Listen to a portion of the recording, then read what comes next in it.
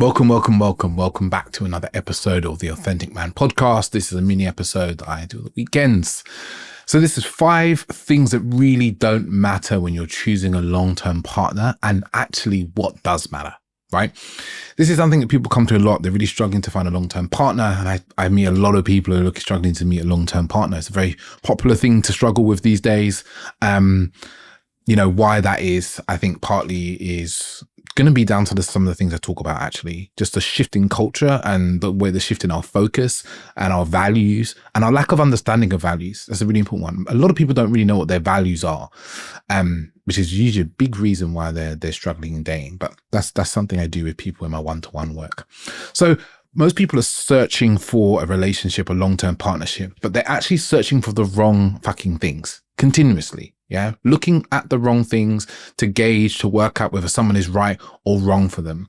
One of the big things that I hear people searching for or complaining they're not experiencing is this kind of spark and excitement, right? And I said this on podcasts before. My real belief is a lot about this spark and excitement is a lot down to anxiety, mix of our attachment style. So that's like, if we're anxiously attached, then it's someone who makes us feel anxious because they create distance, and we're so used to that experience, that distance in childhood, it creates anxiety, and we think that that's what love should feel like. Or if we're avoidant, what actually is we mistake it for is a certain level of anxiety. Again, in many ways, it's the same thing. It's like the ungettable, something that's better than we can actually have, right? And it creates anxiety. So I think the spark is bullshit. Yeah. I think is a useless measure for what we're looking for long-term healthy relationships. It's something we look for when we're teenagers and we are in our early 20s. We're looking for excitement, right? And that's the problem, because when we mature into adults, we're actually looking for something deeper. So I'm going to talk about the 5 things that don't matter, right? Looks. You're not going to like that as much as, looks have some importance, but looks and lust especially aren't as important as we think they are, right?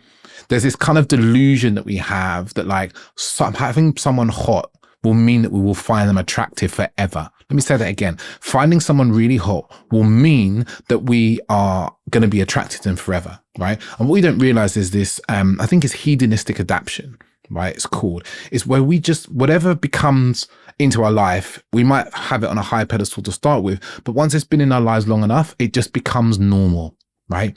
And we stop seeing as significant or important. It's like if any of you have ever started to earn a large amount of money, for instance. When you first started earning the money, you're like, awesome, waking up some money, this is great. And you're like enjoying spending the money, blah, blah, blah. But after a year or two, it becomes your new normal, and you may even start complaining about it. Yeah.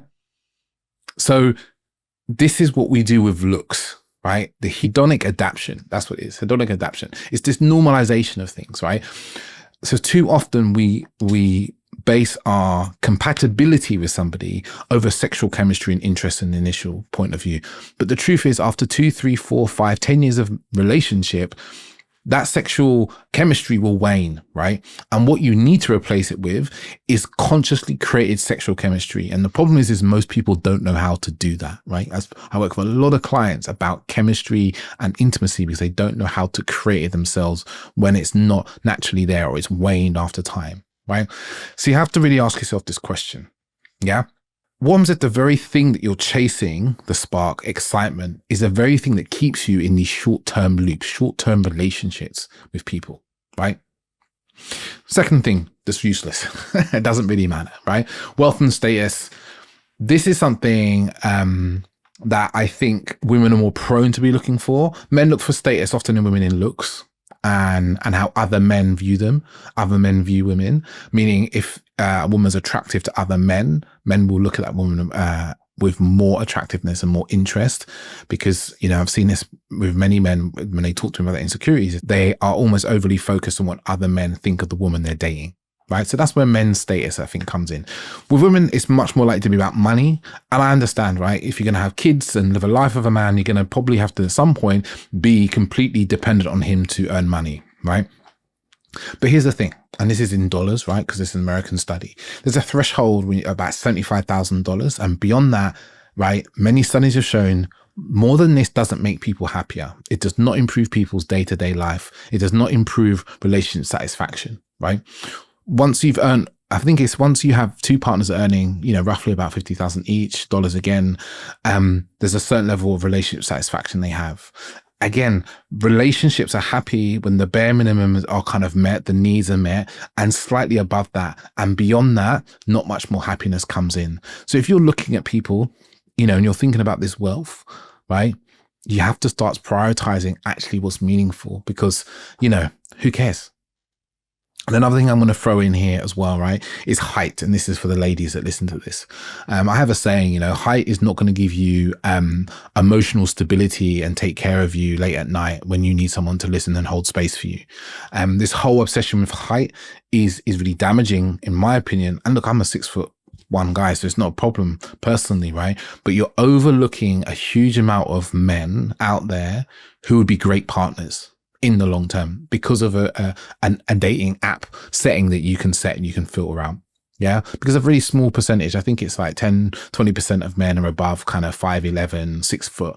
So you're missing out on all these men who are probably emotionally attuned, smart, intelligent, and a lot of the things that I'm going to mention about what do matter just because he's not tall enough and you've been convinced that matters, right? Third thing that doesn't really matter is spark and excitement and novelty. These are really poor predictors when it comes to long-term relationship success.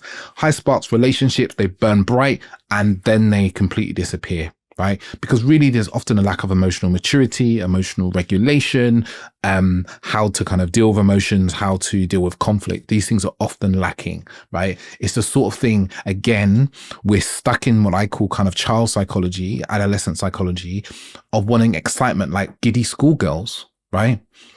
It really comes down to that. It's like we want the excitement of a giddy schoolgirl, right? When really we've moved into womanhood and manhood and we're looking for someone who's like a long-term, deep and meaningful partner, but we're still gauging them based on our kind of child psychology. Fourth thing, I was a 5, my hand was 4, if you can see if you're watching the video. The fourth thing is shared hobbies. This is an interesting one because for many years I was the same. I was like, I want someone who has similar hobbies and interests. This is really important to me. It doesn't matter. It really doesn't matter. It matters that your partner, when you do your hobbies and interests, they're not belittling of them. So say you're really into going to makeup shows, hey, and you're going to a makeup show, man or woman, either, who cares? You're going to a makeup show and your partner basically just takes the piss out of you. Not kind of in a bantery way, but it goes beyond that. If they're belittling you about going to a makeup show, that is a problem, right?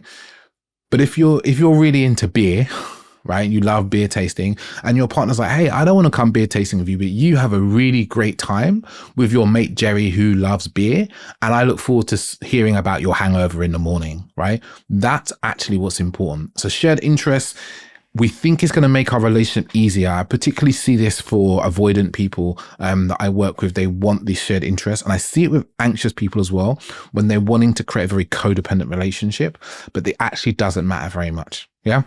Fifth, and the last thing that doesn't matter, but we get onto the ones that really do. Similar personalities don't matter.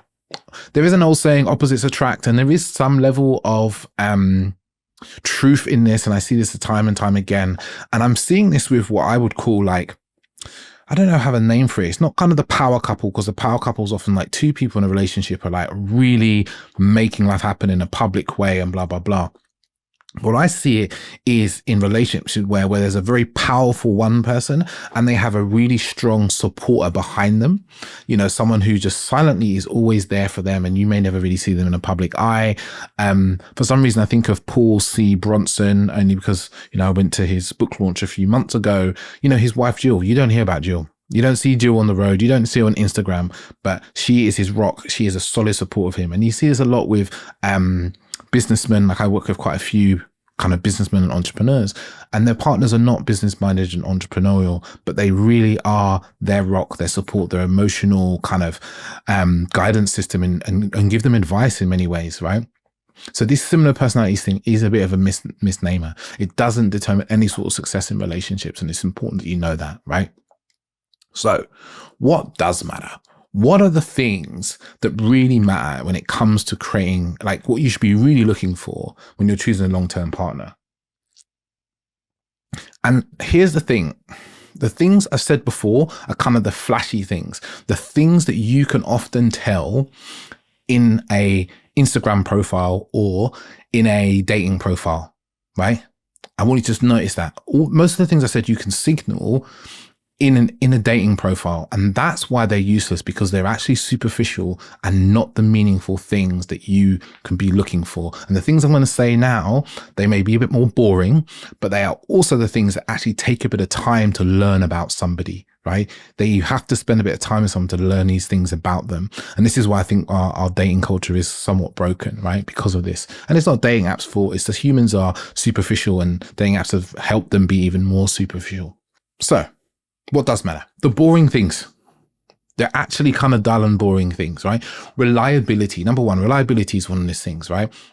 Someone who does what they say they're going to do, roughly when they're going to say it. And if they don't do it, they let you know, they apologize, they course correct, right?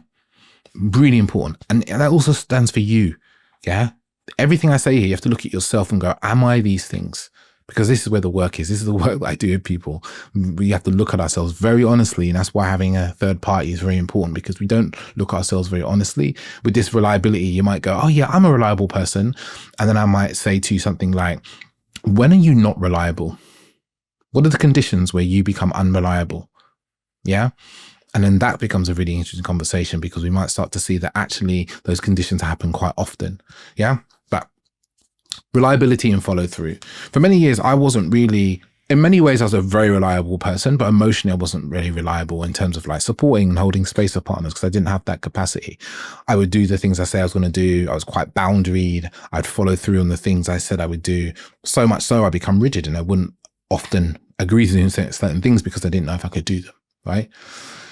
This is really comes down to when you're thinking about a lifetime partner versus just someone to have fun with for a few days and a few nights and get that giddy schoolgirl experience, right? Predictability equals emotional safety. Yeah, I'll say that again. Reliability and predictability equal emotional safety. And that can feel boring to a lot of us, especially when we're raised in chaos and we've been raised in some level of chaos and search for excitement. The second thing, and this comes from the Gottmans, you know, I love the Gottmans. I'd love to have got the Gottmans on my podcast at some point. Kindness. Kindness is one of the biggest predictors of relationship satisfaction, yeah, and stability over time. Because kindness leaks into everything, like how your partner's going to treat you day to day, how they're going to treat you in difficult times when you're in conflict or where you're both struggling, right? How they're going to treat the people around you, how they're going to treat the people they don't like. Yeah, like your family that they don't like, because there's always parts of your partner's family you don't like. How do you treat them when you don't like them? That's what kindness comes in, right? How do they treat you, you know, when you've just had a baby? How do you treat your child when your child is screaming and shouting? All of these things come into kindness, right? And it's not the big acts, it's the small things. These are the really important things. And people are cotton onto this. People are saying they want kindness. It's one of the things that people want most of in relationships. So the question here has to be to ask yourself, for you, for yourself, about yourself, is when are you not kind to people? And if you're like, oh no, I'm always a kind person, ask the people who are close to you who will tell you the truth, who will tell you the fucking truth. Say, hey, when I'm not kind, and they're going to open your eyes, because there's a lot of blind spots we have when it comes to who we are and how our behavior is. Yeah, we have a lot of unconscious behaviors, a lot of ways of reacting in ways that are not proportional to what's happening. So kindness is really important to look for. Third thing that really matters, emotional stability. Kind of touched on this when we talked about reliability. Emotional stability, again, is quite boring, right?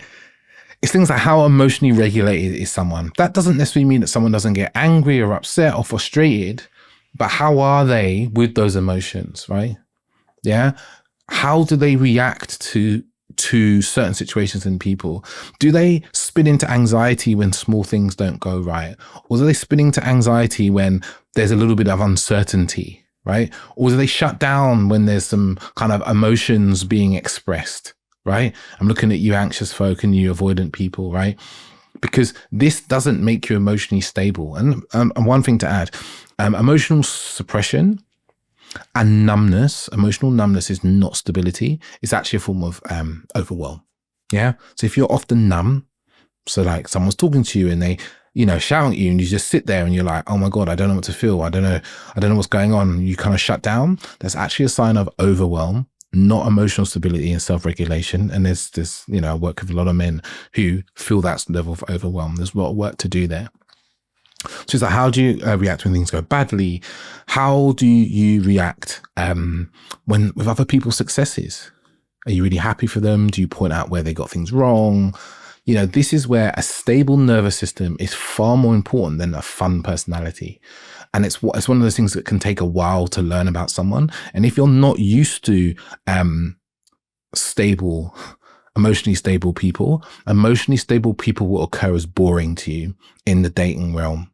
Yeah, they will occur as dry and boring and uninteresting to you, and you'll pass them up all the time. And you even pass them up on their dating profiles because you'll be like, this person's profile seems boring. Yeah. Fourth thing that really matters: how do you fight? Yeah, this is really important. I've learned this because for many years I couldn't argue, have conflict very well, right? I would just shut down and stop talking and want to leave, and I would avoid conflict, right? And that's not good ways to do conflict. Yeah, avoiding conflict isn't good. A good way of doing conflict. Does someone listen? Do they take responsibility? Do they try and repair? Do they, when criticized, do they listen to what's being said and try and see what's being said is true, or they just get defensive, right? Do they shut down? Do they blame? Do they stonewall? Stonewall is when we stop talking. Really important, right? And I look at myself here and go, I wasn't a good conflict person for many years. It's taken me many, many years. And, you know, even my relationship with Orsa, you know, at the beginning, I don't think I was great at conflict. I was willing to stay, but I was shut down and so forth, and I had to practice that. Yeah, really important. Number 5. This is really vital one. I'm going to add another one as well towards the end. How do they make you feel? How does that person make you feel when you're around them? And what are the behaviors they bring out in you? Yeah, when you're around that person. Because you might meet someone and feel, oh my God, when I'm around them, I feel so excited. I feel so alive. When actually you just feel really anxious and you feel really worried about the relationship and whether it's actually going to be something or not. And that might not be good. Yeah. Does this person bring out calm, groundedness in you? Do they make you feel confident? Do they make you feel like you can just be yourself? Like all these sorts of things come up, right? And this is where I have to strip away at things like looks and status, because sometimes when we're with somebody and they have looks and status that we deem important, we will want to be around them more, even if those people don't make us feel good. Yeah. Really important. Really important. Does this person make me feel accepted as I am? Like a really good example for me in my relationship also is that I wanted to be able to talk very freely about my life before, you know, the life I had before we were together, whether that's about my travels, whether that's some of the kind of crazy experience I've had with women and all sorts of things, right? It's really important to me to be with someone who could just listen and be with that and not make me feel bad for wanting to talk about a story that might have involved a woman or not, right? So that's really important. And she made me feel really accepted around those sorts of things, right? So you got to look for what's really actually important, right? And I said I was going to add one more thing. And I feel like it's just slipped my mind because I haven't got it written down. It's to do with how you fight, repair. Yes, last one is, this is the 6th thing, bonus thing, growth mindset. That's what matters. Someone who is a fixed mindset is like, this is how I am and I can't change. Hard to be in relationship with. Someone who is like, there's things about me that are gaps in my blind spots. Let me put some attention on working on these. Right. And this can come in different shapes and sizes. Some people have a growth mindset when it comes to work and business and money. And then they end up having a very fixed mindset when it comes to emotions and self-expression and communication and intimacy. Right. This is something I see a lot with the guys that I work with. And it's really important that we're able to bring that growth mindset into our relating and our relationships and how we do relationships. So growth mindset is a really important aspect as well. I think really, really vital. So these are the things, these are 6 things. I went from 5 to a bonus one of a 6th that really do matter. Reliability, kindness, emotional stability, how you find, argue, and how they make you feel, and as well as the sort of mindset, growth versus fixed. And growth versus fixed, to say it, to finish up, isn't like 100% growth, 100% fixed. It's actually looking at, you know, where is this person fixed, where's their growth, and also yourself. Yeah. And I'm such a huge fan of, you know me, I'm a big fan of like coaching. So I'm a coach and therapy and all these sorts of things that allow us to see our blind spots, because so often we think we're very conscious people. And we're like, yeah, I know, I'm a growth mindset person. I have that aspect everywhere. And if I asked your partner or one of your good friends, they would point me in all the ways in which you have a fixed mindset. You become defensive over certain things. You don't believe you can change, certain things like that. So it's like very key to have people in your corner who will reflect back to you honestly. I've spoken to so many men who've come to me to do work and they've been like, I've been in therapy for 3 or 4 years. Great. Cool. Then I just think, oh, great. You're going to know all your blind spots and it's going to be super easy. We're just going to get straight into action. And then we start doing the work and we realize there's loads of blind spots they didn't see before. There's this stuff they've been talking about for years, but haven't taken action on. And we're having to create awareness and create action plans and stuff in ways that I hadn't expected. Just because you've been to therapy doesn't mean you know your blind spots. Just because you've been to therapy doesn't solve all your problems. You have to start making different choices and take different actions. Really important. Okay, so I want to just finish up with that and nothing else. You just have to remember, like in the way that we date now, we experience this kind of paradox of choice. There's so much choice, and it actually makes us feel a level of dissatisfaction of relationships. There's a lot of studies around the paradox of choice, and that's why dating is really hard these days, because we have so much choice. Because in the past, you would have just pretty much married who your parents wanted you to, and you'd only had 3 options, because that would have been the 3 guys in your village, or the 3 people that were eligible to you, or the 3 girls who would have been eligible, and you would have been happy with the decision because you would have just been happy with it because that's what you had. Now you have the choice of millions of people, and you often will feel that, you made the wrong choice in some way. And that's important to us to know, right? Commitment actually creates more happiness, but I think I'll talk about that in another episode. If you're interested in this topic of dating, I'm going to bring out a product very soon all about dating, and I'm going to have some freebies as well on offer around kind of fear of rejection and so forth. So stay tuned to the podcast, sign up to my mail list, my newsletter list, which is down below in the show notes or description, where you can sign up to that. But for now, I say ciao, ciao.